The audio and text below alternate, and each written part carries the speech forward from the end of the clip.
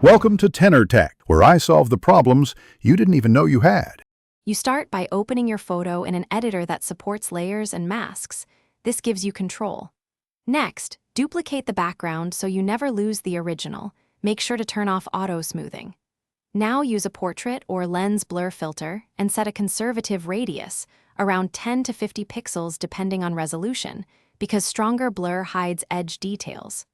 Once done, add a layer mask to the duplicated layer so you can selectively reveal sharp areas around your subject. You now refine the mask to keep the subject crisp while the background softens. Zoom in and use a soft brush at 20 to 40% opacity to paint back fine edges like hair, because gradual strokes preserve natural transitions. Then create a depth map or use a gradient layer to increase blur with distance. That mimics real lenses.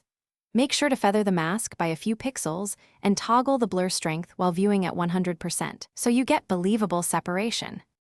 Finish by balancing color and contrast so the subject reads naturally against the blurred background.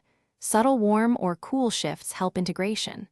Then add a touch of noise or grain, 1 to 3%, to the blurred area so texture matches the in-focus subject. Sharpen the subject layer lightly if needed. If edges look cut out, reduce mask opacity and resample at 100%. This troubleshooting step fixes halos and makes the composite seamless, so your photo. Thanks for watching. Subscribe to keep your life in tune.